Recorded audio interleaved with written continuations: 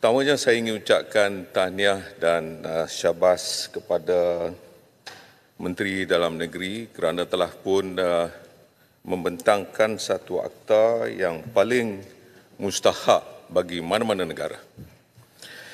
Isu kewarganegaraan ini adalah sesuatu isu yang besar.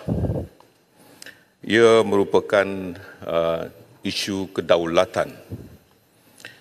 Maka ia adalah merupakan sesuatu yang patut diambil kira oleh semua rakyat dalam Malaysia ini, bahawa isu kewarganegaraan ini bukan sesuatu yang mudah. Kadang-kadang kala saya hairan apabila rakyat Malaysia kata kita kena bagi mudahkan untuk mendapat kewarganegaraan ini. Apa yang kita mesti melayan orang luar yang nak jadi warga negara?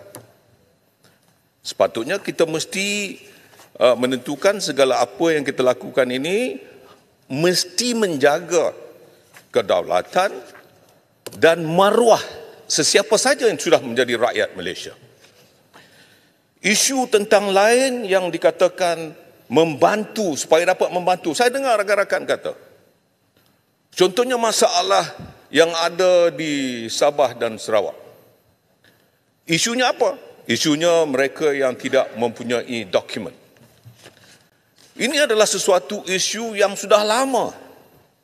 Dan saya semasa memegang jawatan Menteri Dalam Negeri, saya memikirkan kalau di Sabah lah yang menjadi isu besar, mengapa tidak kita mencari satu jalan untuk kita berikan kepada rakyat Sabah Sarawak ini yang tak ada dokumen ini, satu lagi IC yang telah pun ada dalam negara kita, iaitu MyKAS sebagai contoh. MyKAS ini adalah merupakan IC sementara. Tiap-tiap 5 tahun dia kena apply balik semula. Dan selepas 15-20 tahun kita rasa dia ni betul-betul layak lah. Kerana dia ikut taat seperti apa yang dia lakukan. Pada saya tak salah untuk dia eligible untuk dapatkan statusnya naik. Kalau daripada Green IC atau MyKAS tadi, kita boleh untuk dia naikkan taraf dia untuk menjadi PR atau permanent resident. Dan akhirnya selepas beberapa tahun, itu boleh difikirkan bersama, dia boleh eligible untuk menjadi warga negara.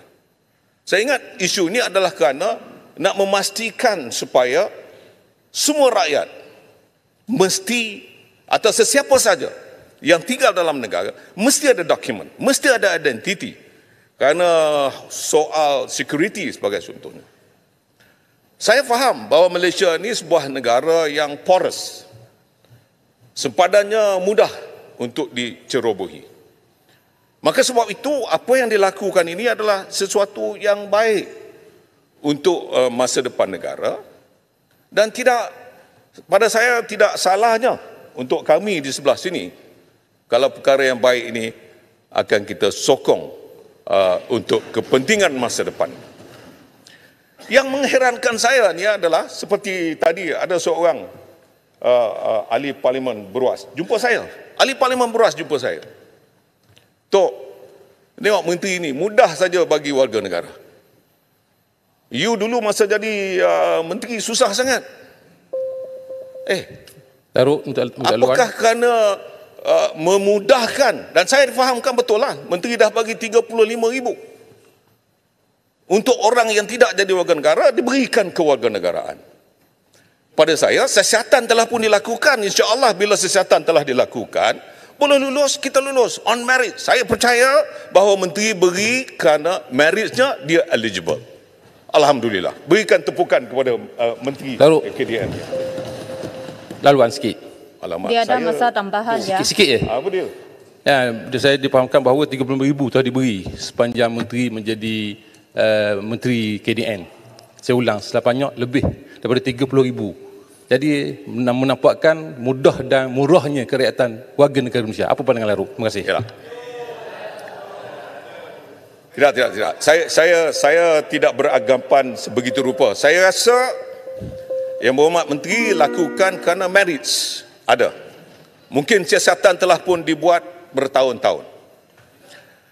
Tapi apa yang pasti, yang mesti kita lihat di sini adalah apabila seseorang itu telah diberikan, dan kita sokong ini oleh kerana ibu atau masalah bapa, ibu yang melahirkan anaknya di luar negara itu, dulu-dulu kita tak bagi. Sekarang saya sokong. Kenapa? Kerana manifesto Perikatan Nasional mahu memberikan taraf anak-anak yang dilahirkan di luar sana itu sebagai warga negara.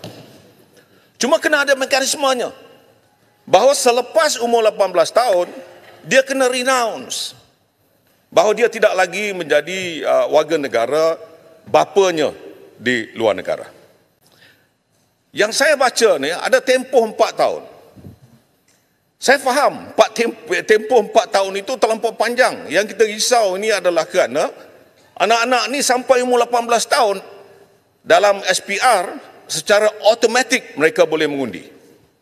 Dan telah pun mengundi sampai umur 22 tahun baru nak renounce. Ataupun dia tidak mahu menjadi warga negara Malaysia. Dia nak ikut bapa dia. Kan kita rugi. Sila Gulo. Orang telah pun mengundi.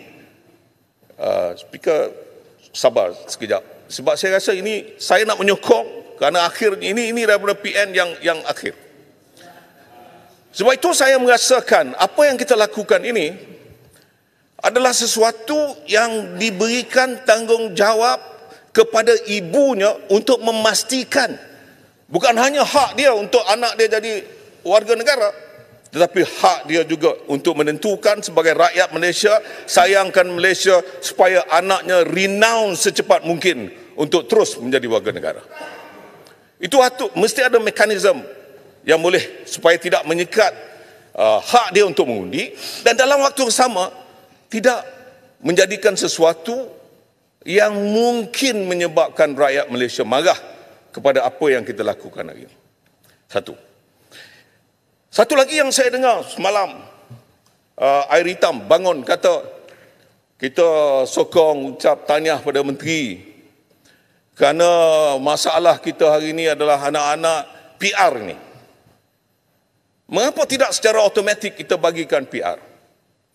Pada pandangan saya, memang betul apa yang menteri buat supaya ianya mesti mendaftar dan tidak diberikan secara automatik. Masalah hari ini yang timbulnya, anak itu nanti susah perbelanjaan untuk belajar sekolah, mahal kalau dibandingkan dengan rakyat Malaysia. Itu hal lain.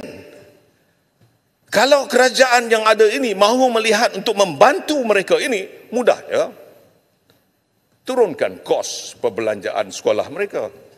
Tetapi bukan untuk memberikan kewarganegaraan, status warga negara sewenang-wenangnya. Itu tak patut diberikan. We do not want one day sesiapa saja yang menjadi permanent resident dalam negara kita ini dengan mudah-mudahnya untuk anak mereka dilahirkan automatik jadi warga negara dan tidak pun menghayati kerana dia lahir semata-mata kerana darah ataupun undang-undang yang telah pun kita berikan. Sebab itu saya ingin ucapkan tahniah kepada kerajaan hari ini melalui sahabat saya yang berhormat senator ini, bahawa kalau dokumen-dokumen yang mesti kita lahirkan dalam negara ini paling besar sekali adalah apa yang berlaku di Sabah dan Sarawak, kad burung-burung di Sabah, kad banci dan juga IM13 semalam dibangkitkan oleh Sempurna. Saya rasa ini boleh kita selesaikan dengan menubuhkan jawatan dan akhirnya apa yang perlu kita berikan adalah identiti yang boleh diterima bukan hanya kerajaan tetapi juga boleh digunakan pakai oleh segala agensi, bank, perniagaan yang boleh ada. Tetapi kalau kita nak naikkan tarafnya lagi, saya minta supaya Malaysia memperjuangkan dalam United Nations sesuatu yang boleh kita bawa perjuangan untuk menentukan the stateless citizen of the world ini diberikan taraf supaya mereka boleh pindah randah daripada satu tempat ke satu tempat dengan menggunakan pasport United Nations dan tidak semata-mata diberikan sesuatu bebanan kepada kerajaan Malaysia. Sebab kita ramai sangat.